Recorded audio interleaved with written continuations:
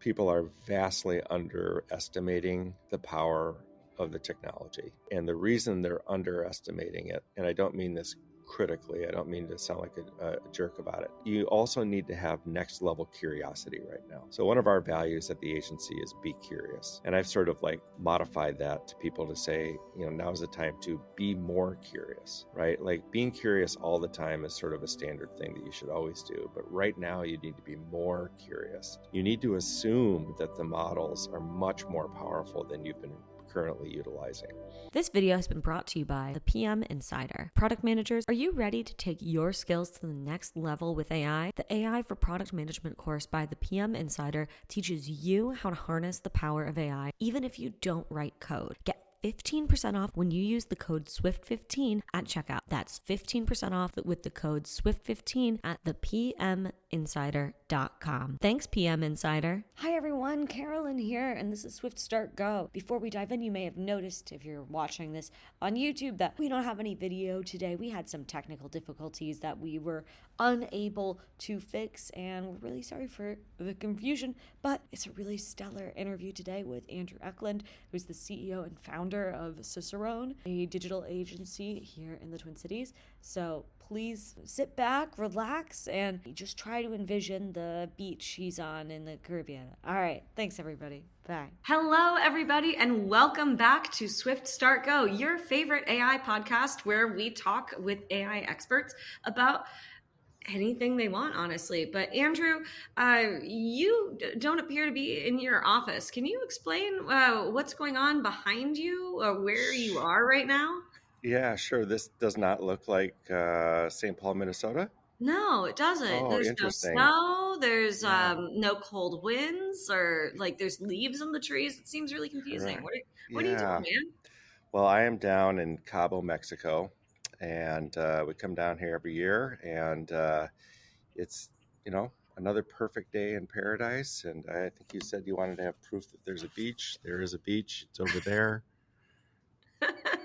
Yeah, and I usually come down every morning for the sunrise and get my coffee and start thinking about AI even on vacation, unfortunately, but that's how that works. So that's what you're doing. You're on the beach in the morning, drinking coffee, thinking about AI. That's how you spend your mornings on vacation. That's normal. Isn't it normal? It probably is. It probably right. Oh my gosh. Well, Andrew, thank you so much for joining us this morning. I am so excited to talk to you. We met this past fall, I think, at the Applied AI conference, right? That's right, at the Scout Center, the Boy Scout Center. Yeah, the Boy Scout Center in St. Paul or Minneapolis, somewhere on the border there. And I just was absolutely blown away by your talk and was so excited. I can't remember who it was, but somebody said that, oh, you should interview Andrew on your show. And I said, wait, you mean that really cool guy who gave that great talk at Applied AI? So you can disqualify the cool guy, but okay. if cool guys are way into AI these days, then we've made a turn for the better. Oh, that's true. I mean, you are sitting on a beach thinking about AI and with your coffee in the morning. Yeah, I don't know if that's cool guy material. Okay, well, you give really good talks on AI. We can give you that at the bare minimum. But I would love if you could just introduce yourself to our audience a little bit, and also about your work at Ciceron. Great, thank you. Well, I started what has now become apparently either the last left standing or the original digital agency in the Twin Cities. I would say probably last left standing of the originals for sure, and as an independent agency.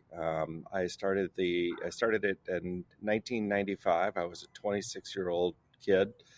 I have children older than that, and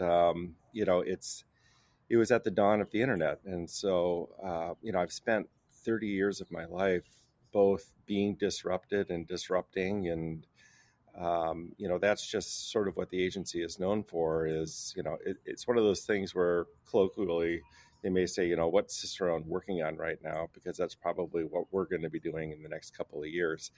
So we always try and stay on the front edge of things. It's not always the easiest agency to run because half the time you're educating clients and brands, what it is that you're actually talking about. And then two, do you have budget for that? So, it's a it keeps everybody on our toes, and it's very exciting. You can imagine the first generation was just getting brands up online for their first generation anything on the Mhm. internet, and then in the 2000s we really, as a result of Google AdWords, which we were a beta tester of. I always tell people that our firm was founded 3 years before Google existed, Yeah. and there were like 10 other search engines that we had to navigate. And we'll probably get into that a little bit about the similarities between that era and what we're doing right now with all the different large language models. But Yeah. we pivoted to being really a digital marketing agency in the 2000s, and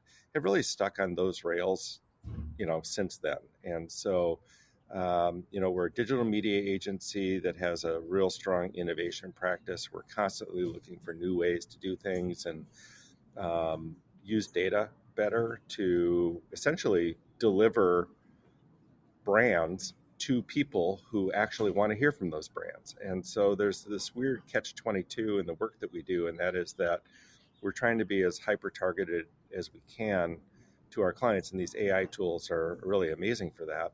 Yeah. In order to not have them deliver advertising to people who won't care, because we all have a glut of advertising in our lives. It's on every screen, it's on every wall, it's everywhere.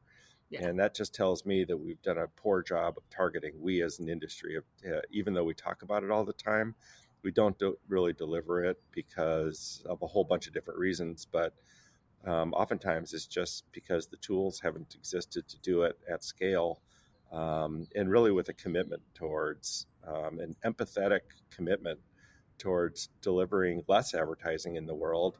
And the stuff that gets out there is the stuff that people want. Yeah. And I always use Instagram as kind of an interesting example of that. I think that most people understand that the Instagram algorithm is quite good at delivering you the kinds of content that you would want to get. So I might be getting, although I don't look at today, fashion. Maybe men's fashion that I like, or shoes that I like, tennis gear that I like, Yeah. music that I like.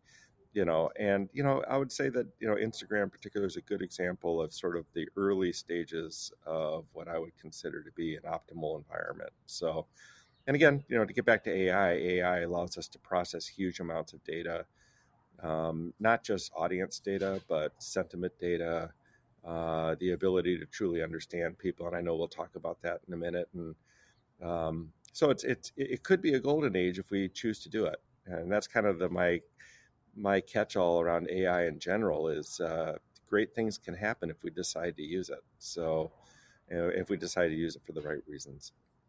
Yeah, absolutely. And now I'm just thinking about what my Instagram feed looks like because it is awfully silly, actually. It's interior design and like historic homes, like very pretty houses, basically. Um, But uh, isn't that the true you? I suppose that's the true me. So it's like Yeah, pretty houses, and then horses, yeah. skiing, and then AI.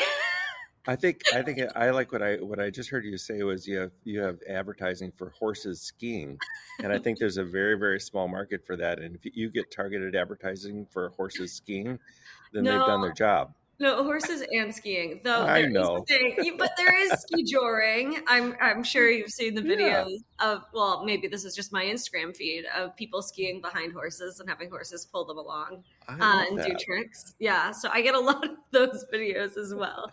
They found the intersection. They found Carolyn wants to go skiing and ride horses, and then ride horses that are pulling skiers or skiing behind horses, and yeah.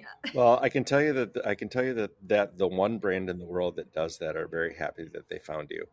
I know. Listen, will I buy anything? Maybe not, but at least Yeah, they found me. At least we right. got brand awareness. So, okay. I next question for you is what is exciting you most about AI right now? Like what are you most excited about?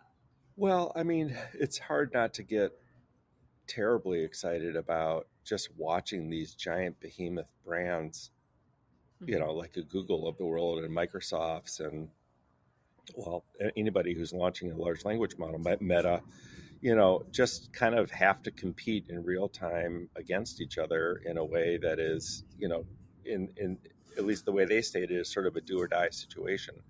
Yeah. And so not only have we seen a huge amount of investment into the models themselves, that goes all the way down to the chip level. I mean, the only reason NVIDIA is or was trading at the levels that it was is because of AI. And so, which is really interesting because NVIDIA started really more for gaming and all of this sort of stuff, but the way that they develop their chips for gaming is perfect for AI.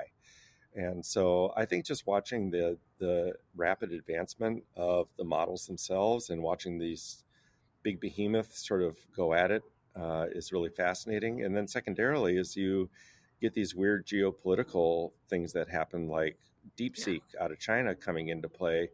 And so all of a sudden they changed the game and nobody knew what was going on, so, and, supposedly for much, much less money. Although we don't have actual evidence as to whether or not the Chinese government might have been behind it, but here we are. Yeah. I find it so interesting that you jump straight to just the news and following how people are reacting. But honestly, that's the same with me as well. Yeah.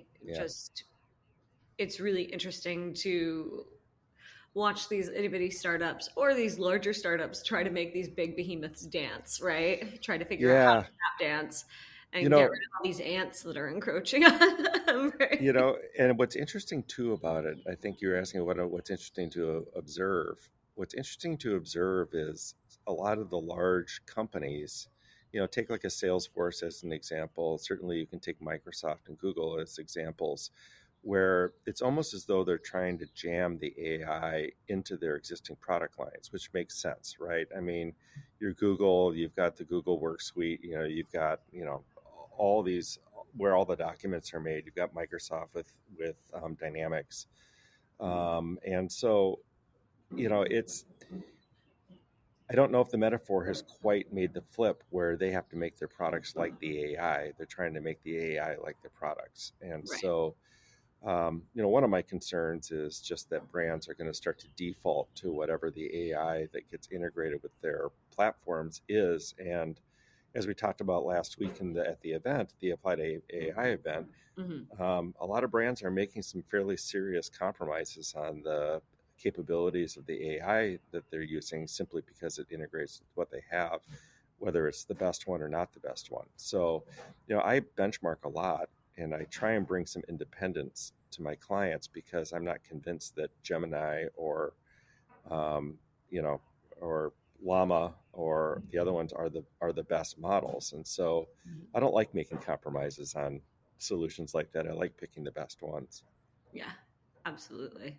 Product managers, are you ready to take your skills to the next level with AI? The AI for Product Management course by the PM Insider teaches you how to harness the power of AI even if you don't write code. Imagine being the person in your organization who not only understands AI, but can also drive data-driven product strategies, build AI-integrated roadmaps, and enhance user experiences with predictive analytics. Get 15% off when you use the code SWIFT15 at checkout. The link is in the description below. That's 15% off with the code SWIFT15 at thepminsider.com. This course is your gateway to becoming a leader in AI-driven product management. Don't miss out. Okay, well, now that we've covered what you're excited about when it comes to AI, I'm curious what scares you the most when it comes to AI? Or what is making you most worried at this Yeah, point? I'm not of the mind that AI is going to kill us all. I think Yeah. that's a convenient argument to keep yourself from exploring. And I want no part of this or whatever. And the reason I say that with some degree of confidence is that's exactly what I heard in 1995 when I talked about the internet. It was going to kill us all. It was, this wild, unregulated, where no businesses knew what the guardrails were and all this kind of stuff. And a lot of brands just spent a lot of the 90s, putting up billboards on the information superhighway rather than trying to actually support customers and users. And so my biggest fear is that we're underestimating this all over again.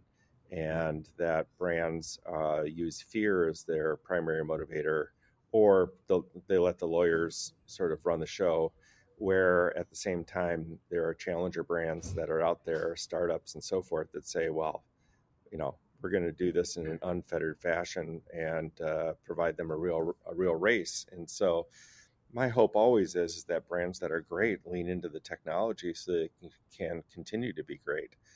And the other fear that I have is not fear. It's not a fear. It's more that I would say the majority of humans that are using these tools, especially in the workplace, are vastly underutilizing them. And so they're not having the unlock. They're not having the wake up that is capable. And that's not a technology problem. That's just a curiosity and a permission problem. So are leaders of companies giving permission to their staff to lean into this technology to try and make them a better brand, or are they locking them down, and IT and the lawyers are preventing innovation from happening? So that's always my concern when it comes to technology. And with technology this powerful, we meaning the market, consumers, we need to see how these tools change our lives. And the way to do that is to let brands create experiences that truly unlock the potential of what they have to offer, and then let people, go back and wonder how they lived without this technology. So that's sort of where it's at right now. I don't think that we're at this place yet where people are saying to themselves, oh my God, how did I ever live without this? Maybe if you're using it for sort of enhanced search or something like that, that might be the way that people are doing it. But, enhanced search is not what AI is, even though that's probably the predominant use of it right now. Yeah. Very interesting. I'm curious. So I was around for the birth of the internet, but I was not fully paying attention at the time. Yeah. I'm curious. I just want to follow up with what was the argument that the internet was going to kill us all? Because I remember there was some spook factor with Y2K, Oh, um, yeah. and Yeah. that it was going to mess up like all of our computers, which seems Right. like it makes sense. And now I don't know if you saw there was like a horror film that they released recently called Y2K, which was Oh all my about. God. I have not seen it. I lived through it. I'll never forget it because my business partner at the time was also sort of managed our IT and sort of got us Y2K ready, whatever that meant in our Yeah. small world at the time. And I think he was in Spain. Yeah, he was in Spain for the turn of the century. Yeah. And I remember, I mean, this is pre-iPhone, but obviously we must have texted or something like that. But because Y2K happened in Spain before it happened in the United States due to the time zones, he was able to tell us whether shit was going down or not. Yeah. And so, yeah, no, it's funny, so I think that to get back to your question, the biggest fear in the very early days wasn't necessarily that it was going to kill us all, at least from a brand standpoint. It was that if I put all my information on the internet, then all my competitors will get it. And that was always, to me, sort of an odd answer, because I would always look up above their head behind them, and on the shelf of their desks were rows of sales books from their competitors. And I thought to myself, okay, well, that's not a real thing, right? That's a fear of something. And it's a fear that you're going to be giving up your intellectual property and your competitive advantage to inform the consumer better. And so really at the time, it was very myopic. I don't want to put things on the internet because this very small group of people, my competitors, might see it, versus thinking about it from like, oh my God, I could decentralize this and get this in front of every consumer that wants it. And so, I think that's the way it was. And then the other one too was, people were deathly afraid of putting personal information on the internet, like credit cards. And so in 1996, I started a music company that was one of the first e-commerce plays in the music space. And what was interesting about that is I really did it. I'm passionate about music, and at the time I was still a musician, and I had a lot of friends in bands, and some were really good bands, and some were nothing bans, but we were able to give people the opportunity on the internet to sample their music and then put their credit card online in a secure way, set up an account, and you could buy the CD because you couldn't stream anything back then. Yeah. And we would send them the CD. Now, so yeah, yes, on the one hand, I did it because I love music, but on the other hand, I did it because I needed to prove to my clients that people actually would buy things online. And they would, because it was something they wanted. It was the only way to get that music. So, I just think it took a long time. I mean, it took 5-6 years before, and then the crash, because the crash in 2000 and then 2001, where the dot-coms went away, it's really similar to what we're seeing, for example, in like the crypto space right now, where you get this big bubble, there's not enough utility, it crashes down. But what came out of the crash? Amazon, Google. I mean, the people who are part of the Mag 7 now on the stock market all were the remnants of what came out of the first crash. Yeah. Because they were right. And then the market figured that out. Yeah. Very, very cool. Yeah. Okay. So my next question for you, when we met, which was last fall, you gave a talk at Apply to AI, and I'm blanking on the name of it. Is there any chance you remember what it was called? Or my presentation? Yeah, what was that called? Well, it was right around a lot of what we were talking about the using AI to for consumer intelligence and then better activation. Yeah. And basically, you gave this talk about your most successful usage of AI end to end for a client project. And I was wondering if you could share just what did that entail and what was the outcome of that? Yeah, so obviously real early on in November of 2022, I downloaded ChatGPT 3.5 just like 100 million other people did, quite literally, fastest growing technology download in history.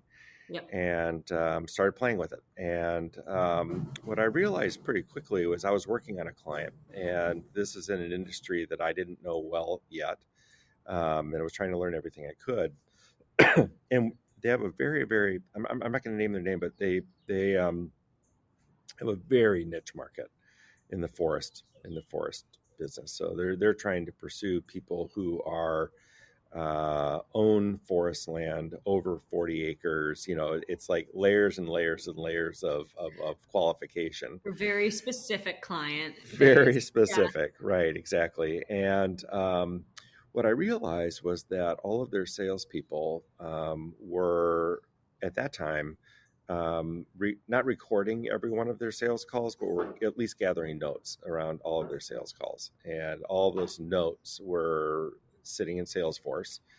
And so I asked the client if I could get access to all of those notes. By the way, you can fast forward as I tell this story. You can fast forward. Now it's recordings, right? Yeah. So now it's using Fathom or some other sort of recording where the whole conversation's recorded. There's actually no reason to take notes anymore. But at that time, you did need to take notes. And so I took all of those notes across the sales team, and I started to compile them into ChatGPT at that time, and prompting it for help me find how these conversations are starting to break themselves into like different persona types, right? And so when we did all of that, we realized that we really had 4 different consumers, right? We had the forest owners who were looking for long-term conservation, they were more ecology focused and so forth. We had another one that was about family legacy. They wanted to leave this land to the next generation. It's multi-generational land and so forth. And then maybe a third one would be for commercial purposes. They don't want to clear cut their land and do forest products, right? Because they love their trees. They just want to find out if there's a way to monetize their land. And this client has a solution to be able to do that in the carbon credit market. And so all of a sudden, from saying, oh man, we're having a hard time targeting, we started to develop these different persona types. And the persona types, I might fast forward a little bit just because of how we're doing it now. It's a little more interesting, right? So now we take all the recordings of those conversations, and it's much more granular. I mean, the sort of beta product was based upon how good a note taker the salesperson was. And I'm a terrible note taker because when I'm taking notes, I'm not listening. And if I'm not listening, I'm not hearing. And if I'm not hearing, I can't be empathetic. So I might have the best sales calls, but I don't have any notes from. So, now we're recording all of the calls. And what happens is that, through these more advanced tools now, it's not ChatGPT 3.5 anymore. Yeah. All those conversations get stored inside Salesforce as natural text language, and we can continuously monitor not just what people are talking about, but it changes sales scripts. You can see that a call came over and it says, oh, these are the conservation-minded people based upon the last 10 leads that we got or the last 10 conversions that we got from that cohort. These were the sales conversations that led to a conversion, to a lead becoming a customer. And so now we're modeling it out after the very best conversations. And so that makes all salespeople essentially somewhat more equal.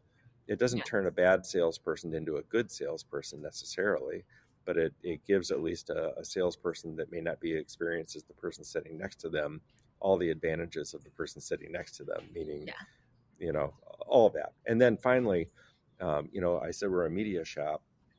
We're able to take all of those insights and data and then go back into the marketplace for audiences. So we can go into Meta, we can go into Google, we can go to the trade desk, we can go into all the different sources of audiences and be much more granular. This is not a client that's trying to build the next Coca-Cola, right? They're not looking for mass media. They're looking for hyper targeted. And so as a result of doing that, we've increased the lead volume by about 300%. I always know these stats sound sort of half made up, but we've actually done the work, and it's about 300%, and it was a step change, right? It was from here's how we were doing it to here's how we're now doing it, and that's the way it's been. So I'm really trying to scale that across many different industries now. I think that that's one of those areas that it doesn't require deep thinking to try and understand where the value of doing that work would be. You just show them in the numbers and it makes sense. Why wouldn't you model all of your sales activities and targeting based upon the best case scenario? And so that to me was an unlock, and it was an unlock that happened really, really quickly, simply because the tools were able to do something that would have been much more cumbersome before. Yeah, absolutely. And it's something that I think not any business could do, but any business who is using these different note taker apps or just, recording all of these calls, it's not like when you were building this, I mean, you were working on like the whole RAG process and everything else, which was, how much are you still doing that at this point? Well, so for us, for us now, I mean, obviously the platforms themselves are building better APIs into third-party data sources like a Salesforce, like an Adobe, like Google, all the Google data. Even if we're not using a Gemini or something like that, you can still get API access to a lot of it. So what's interesting is I don't hire developers at Ciceron per se. I hire more data scientists, media professionals, strategists, and all of their jobs are changing because of these tools. So how much development do I need? We are getting to a point now where when you're making hiring decisions, you have to think a few steps ahead, because it depends upon the type of code that I would need. More likely than not, Anthropic, Claude can probably write you the code that you need. Whereas a couple of years ago, I would have to think about hiring a senior engineer to make something happen. So,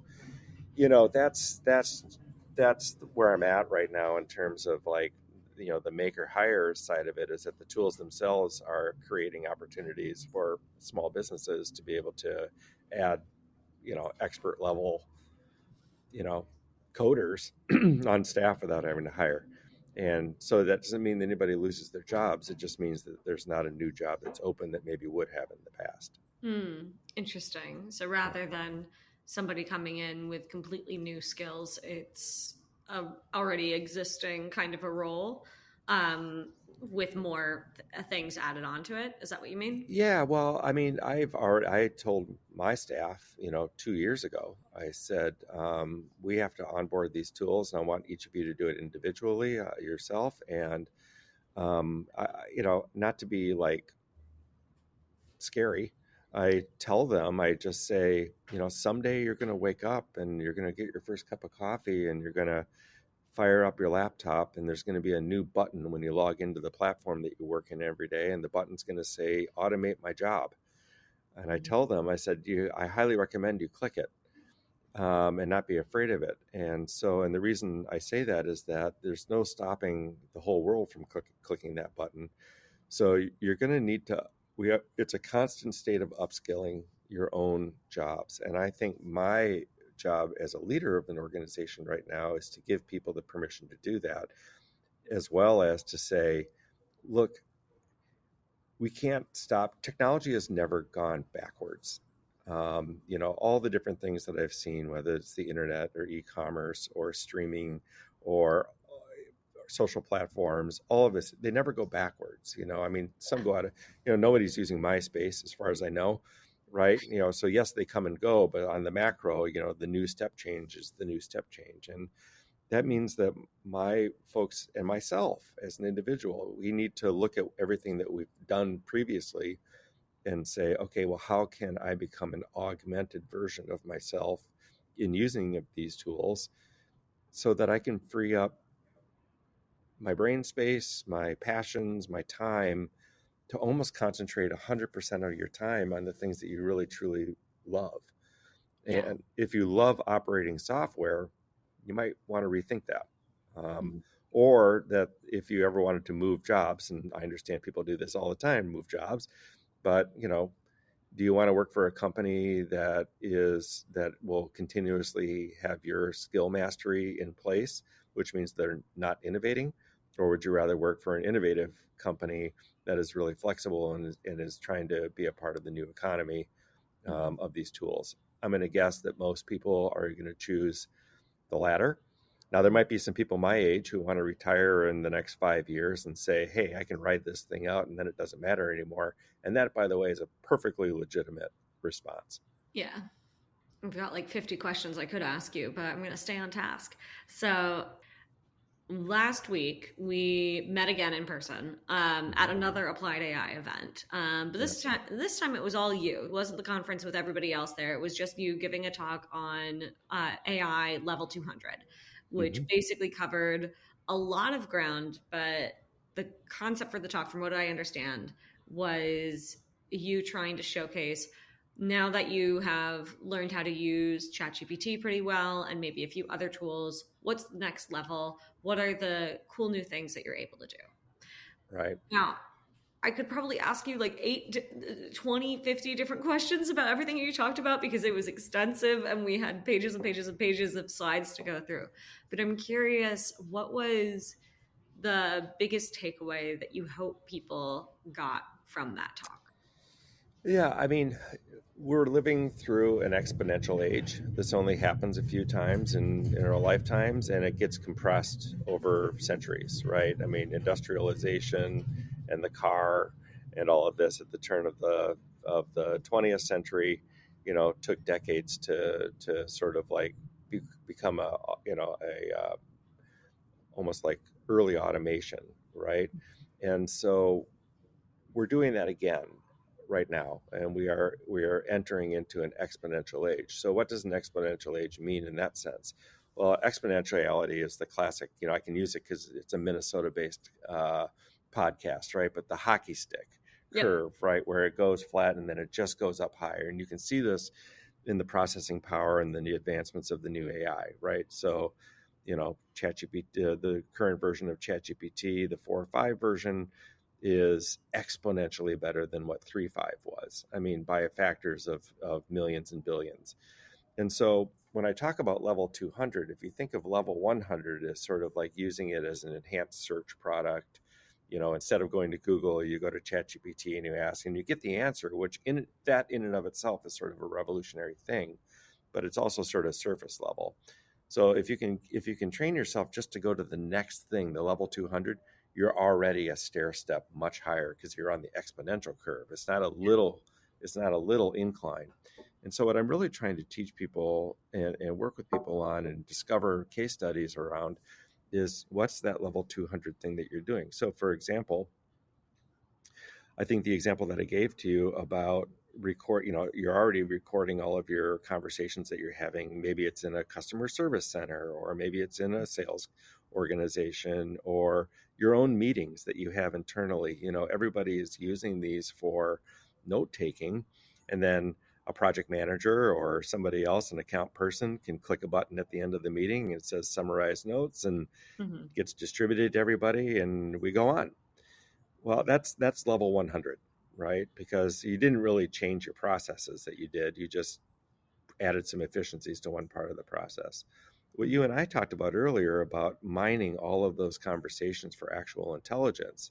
So, for example, if you're every week you're having a weekly meeting with your team about a particular client, and I'm the account person, I would want to have all those notes in one place, and I'd like to ask the AI to say, summarize for me the top 3 pain points that the client seems to continuously come back to, and isolate one of them that we haven't addressed yet, right? And all of a sudden it might isolate that one thing. Like, they keep asking about this, and for whatever reason we're not prioritizing what seems to be a key need from a client.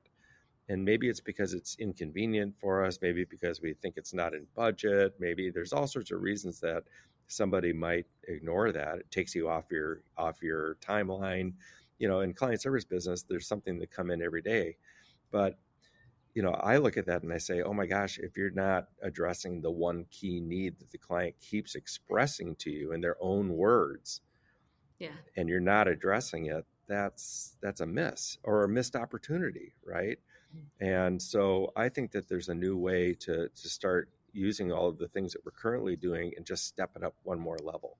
Yeah. And say, how can I learn about you better? How can I, as a brand, how can I incrementally improve any part of my business that I'm doing? I mean, customer service now, for example, so much of that is web chat based, right? And yes, there's some AI on the other end of that too. The responses that you're getting back are increasingly automated.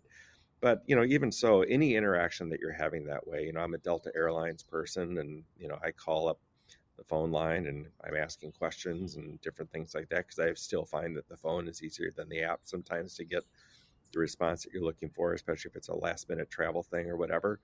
And I'd rather talk to a human, but I assume those are all recorded, right? And so, what is Delta doing to mine all of those conversations from their, especially if they have status or something like that. If the person on the other end is a platinum or a diamond level person, you kind of need to keep them happy.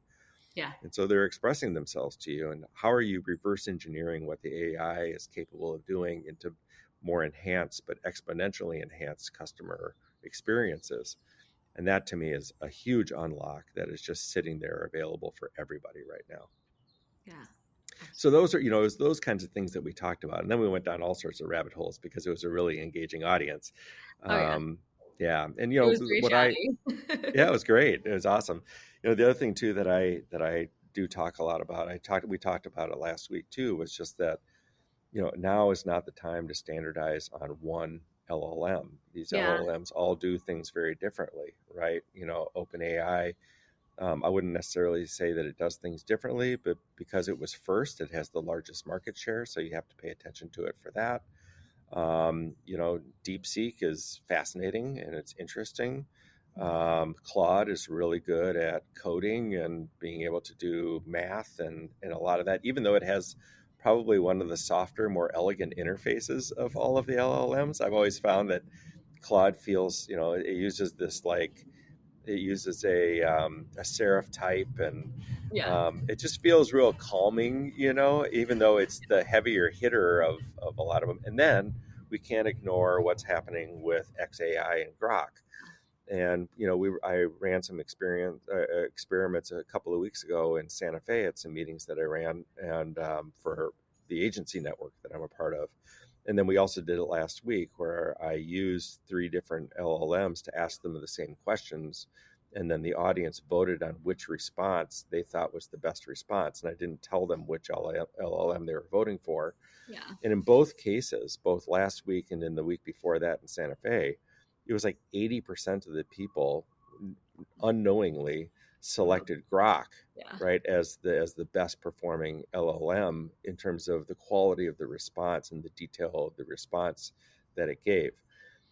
That becomes a really interesting issue right now because Grok, as we all know, is at least financed by Elon Musk. I don't know how much his involvement is in the writing of the models, but it's a very, very good model that gives very good responses. And why is that? Well, XAI has the largest cluster of NVIDIA chips in the world. So its data center is much more powerful than than all of the other ones. And that means something in this world. The compute is, in fact, a major factor. And now DeepSeek changed that because of how they do what they do. It required much less compute. But it's interesting. We're a month and a half since we've talked about DeepSeek, and I don't hear people talking about DeepSeek all that much. Yeah. It's been interesting to me because I've been trying a lot of the different LLMs, but mostly ChatGPT and Perplexity. There are so many updates so often that I haven't been like testing every single new model the moment it comes out. And also because I've been, job hunting and trying to build my own consulting business or something at the same time. Sitting down, I don't necessarily want to pay for things. So I've just been trying to figure out what's every single free tool that I can use and get an idea of what's going on, even if I am not mastering like everything, like the latest and greatest, just because it does feel like we're in a race of inches rather than miles. But I was very surprised last week when you shared just how different the responses were between the different LLMs and Yeah. how Grok's in that particular instance. I think the last question that you had given it that we had people vote on was about what people think um, Trump's administration was going to be like, basically.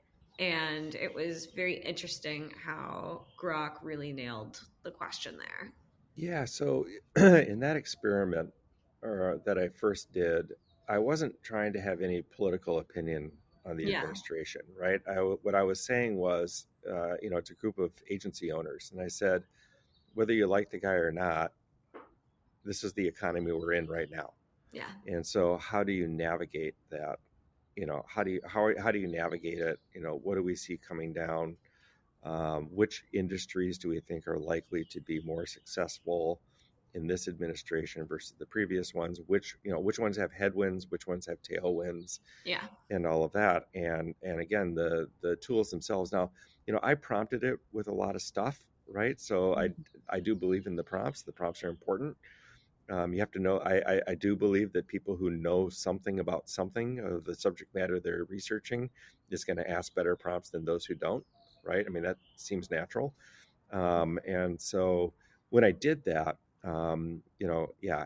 XAI came back with much more specific responses as well as made recommendations about what you should do. Yeah. Here are our recommendations. Now, do you take those recommendations point blank? Of course not, right? But just the recommendations themselves synthesize a ton of data that you would have had to do on your own. So that's something as well that I think they underestimate the tools. Yeah. And I think people still sort of default towards, they feel as though they are the intelligent ones. And if Yeah. they can't give them the right direction, that the AI will fail. And that is not the case. What I say is, every day over your shoulder, you have an MIT data scientist over here. You have a geneticist over here. You have a University of Chicago PhD economist over here. These people are now literally standing behind you like butlers, waiting to take orders, and we still think of it as people who are there to go fetch things for us. Yeah. And it's very different to think of the AI as people who fetch things for you That's what I would think. That's what search is, Yeah. versus people who will actually think for you and then make you smarter. Yeah. And I think that that's the key. But we're all going to become smarter. We've proven that we have no problem going down a YouTube rabbit hole to try and get as much depth as we can into a specific topic. Mm-hmm. AI is doing that for you now. And again, maybe saving you some time from having to go down the rabbit hole. I'm all about research, and I think it's great to do that and to learn about things, but to have a co-pilot who can synthesize all of it with you, and I don't mean co-pilot from a Microsoft standpoint, that's awesome. Yeah. I know we've covered this maybe in little bits and pieces throughout this talk, but I'm curious, what do you think people are overlooking right now when it comes to AI and using these tools? Any like final statements there? People are vastly underestimating the power of the technology. And the reason they're underestimating it, and I don't mean this critically, I don't mean to sound like a jerk about it, but like it's just, you also need to have next level curiosity right now. Mm-hmm. So one of our values at the agency is be curious, and I've sort of like modified that to people to say, now's the time to be more curious. Yeah. Right? Like being curious all the time is sort of a standard thing that you should always do. But right now, you need to be more curious. You need to assume that the models are much more powerful than you've been currently utilizing. And the interesting thing about that is that I still think we forget that you can speak to it like a human, right? Yeah. So, for example, if I'm really stuck on something or whatever, or I'm going into a search or a chat, my prompt should be something more like I don't know what I'm about to ask you, right? Should start with that. I'm not an expert in the thing that I'm about to ask you about. You are. So I want you to think about this as though you are the expert. You are a macroeconomics professor at Harvard Business School or at the University of Chicago, and you have access to all of the world's information and can synthesize it down into something that I need to know in my business. And you could even say, let me tell you about some things that are happening to my business in my own terms. And you could explain all that, because that you're an expert in, right? You're going to know that with more nuance than the chat would. So if you went in and said, here's my position on things, now you're the expert at the University of Chicago economist. Tell me how you think I should be addressing these issues that I just explained to you. So I think it's better to go into using these tools into any sort of session, if you will, that you're doing it. Go in with a dumb mind. Yeah.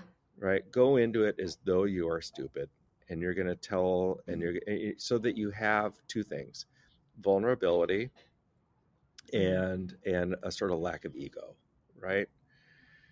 If you go in with ego and you think that you're going to be better, that there's no way this thing could outsmart you, you're going to get crap responses, Yeah. right? Or you're going to write stupid prompts. And so you really need to go in with vulnerability. You need to go in with that you want to get the best out of this. And so you just explain everything. Explain what you know, what you don't know, where your blind spots are, where, and then have it recommend to it. You could also say to it, for example, if there's additional documentation that you think would be helpful to you to learn my business better, let me know what that is. And Yeah. it might say to you, yeah, upload any research that you've done recently. Do you have any call logs, from customer calls? It'll probably develop a list of 10 things that you could deliver to it and learn off of, so that it is actually learning your business on data that it wouldn't have had access to on the open internet, and go from there. And I don't want to have a conversation right now about data security and all that. It can happen. So don't worry about that, right? That is going to give you the unlocks that you're looking for, right? If you go in and say, what are my competitors doing? That's not enough context. You wouldn't ask your staff that. You would give them some guide rails, right? You would give them greater stuff. So speak to it like you're speaking to a staff person. Yeah. I think one of the things that was very helpful for me when I first started using ChatGPT was actually just my life's experience with my sister who's on the autism spectrum. Yeah. So she is ridiculously intelligent. So she, she's a national merit scholar, went to the University of Connecticut and got a degree in cellular molecular biology, right? Just like off the charts. But sometimes you ask her a question and it's like she's from a different planet and she has no Yep. idea what you're talking about. Yeah. And so like you have to give her weird amounts of context in order for her to understand what it is that you're talking about, right? Yeah. And That's interesting. That's a really interesting, Caroline. I've never actually heard that example, even though I live that same life. I have someone in my family who's Mhm. on the spectrum, and deeply smart about some things, and then the most obvious life, day Yeah, to day life things are just have been missed yeah, or not collected in the brain, and so I've actually thought about. I haven't done it yet. I'm on vacation, so maybe I'll do it. But like putting ChatGPT on his phone, or an AI on his phone, and said, instead of calling me every night with a question about that, why don't you start to ask this thing a question? mhm. Because I have to help navigate life for him a Yeah, lot. Because life is a complicated place, the world's a complicated place, and that kind of Mhm. processing is very difficult outside of his Yeah, area of depth. So, anyways, I think it's a really interesting. You should write an article about that, Caroline, because I think yeah, that like it is almost like a lot of AI has some high functioning autism spectrum sort yeah, of behaviors yeah, yeah. sometimes, and for those of us who work in that space, just in our daily lives, it's a helpful lens to sort of think about it. Like, I'm going to talk to you're going to talk to it like you're talking to your sister. Yeah. And it was so Deeply brilliant, but needs direction. well, it was so funny because I figured it out, I think by the first or second time that I had used ChatGPT. Like I would give it a prompt and I was like, oh, this is kind of weird context. And then I started trying to like figure out how to prompt better. I was like going waffling back and forth, trying to get it to do different things, just figure out how it worked.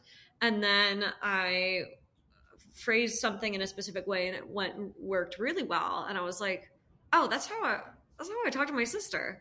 And I'm like, Yeah. oh, this is interesting. And so then I just like got in the habit of, okay, I'm going to talk to ChatGPT like it's my sister.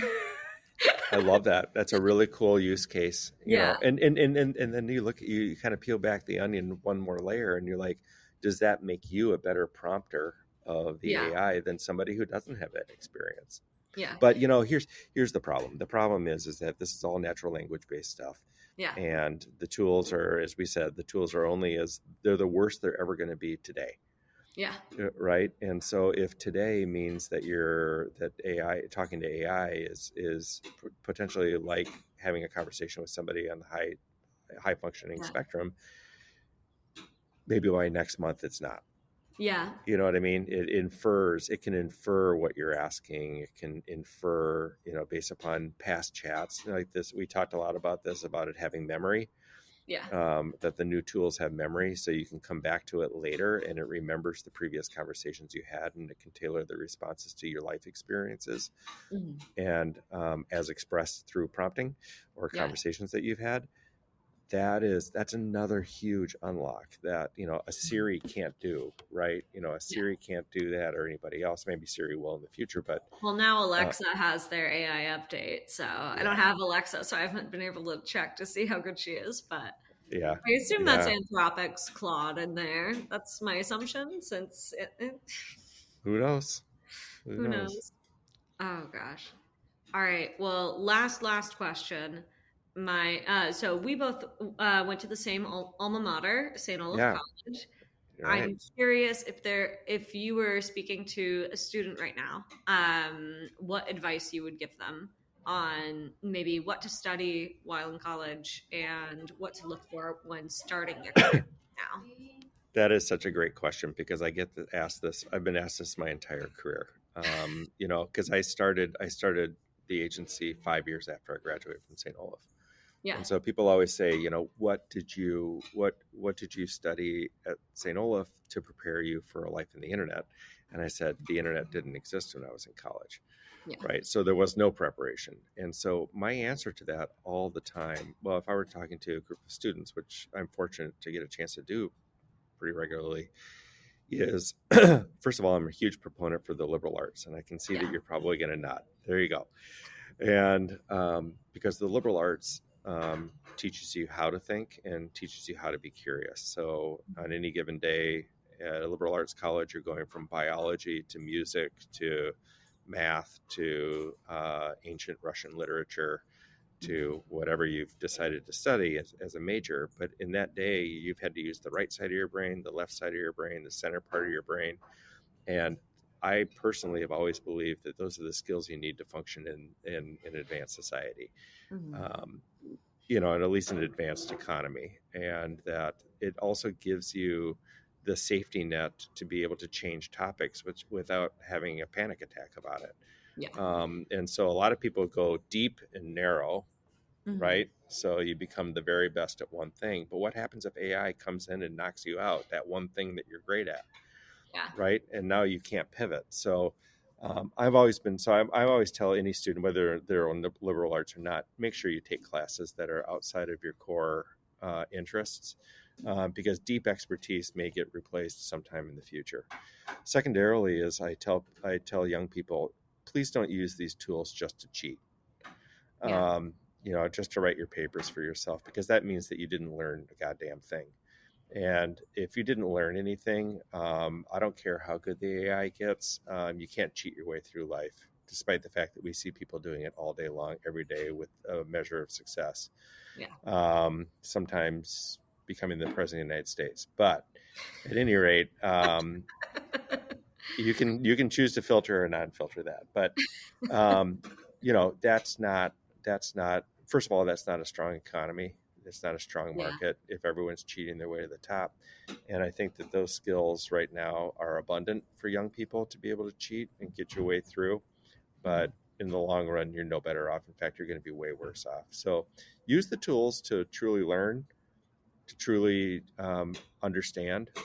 If it helps you write better, which I can guarantee it will write better than you do, then learn about the writing. Read it as though it's your own, and to say to yourself, all right, I'm going to practice writing a paragraph, for this, writing the way ChatGPT or some of the other ones write, because it's going to use better English. It's going to use, or better writing. I shouldn't say English, but it's going to have proper grammar. It's going to have proper punctuation. I see writing these days, and it's atrocious. Yeah. Right. And I know I sound like a boomer, and I'm not a boomer. I'm a Gen Xer, but like it matters. All of this matters. And it matters for the advancement of our culture and society. And it matters to be a world citizen. It matters to have a functioning democracy. All of this stuff matters. So while it might be really good at processing things for you and and helping you do things much more efficiently, if you're just like cranking out the button and turning it in, cranking out the button, turning it in, and not absorbing the information, then you've cheated yourself out of a major opportunity for advancement as a human being.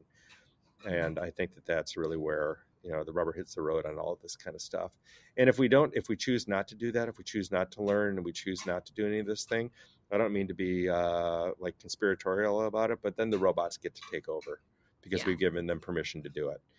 And that's the existential problem that we have to deal with coming up here in the next 10 years, is that these beings, if you will, while they'll be invented, will they be adopted? I guess we'll see to find out. But if the humans don't stay up to par and advance and lead the machines, I know that sounds weird and conspiratorial and all this kind of stuff, but it's all happening, right? I mean, billions and billions of dollars are going into robotics, and robotics are now tied to the brains of these machines. These machines that they're being built are their brains, and so if we choose not to use them, they will. And the only thing that we can hope for at that then is that they love human beings. They want to protect us. So, I will assume that that's the direction we're going to go in, because that's the only way I can function in this life, is to assume that things are going to be better. Yeah. Even at times when it feels like things are getting worse. Yeah. Well, fingers crossed, we all get to grow up and become the cats and dogs to robots that they care for very deeply. We get to live I perfect. love that. Yeah, it's a good metaphor. That's a great metaphor. Yeah. So great to take a. I'm looking at my cat over there right now, taking a nap in a sunbeam. Man, that would Yeah. be a great life. Well, thank you, Andrew, so much for coming on the show today, and thank you everybody for listening or watching wherever you are. I hope you found this as fun and insightful as I did. And if you liked the show, please make sure to like and subscribe or follow wherever it is that you are listening or watching. Andrew, if people want to learn more about you or Cicerone, where should they go? Well, Ciceron.com is a great place to go. Ciceron. If you wanted to follow me on X, you could. I don't post there much anymore. I sort of lurk around. It's A Eklund, Aeklund. And then please just find me on LinkedIn. I'm easy to find on LinkedIn. Just put my name in. And I do quite a bit more on LinkedIn than the other social platforms. So I publish a lot there, and I love to connect with people. Yeah, absolutely.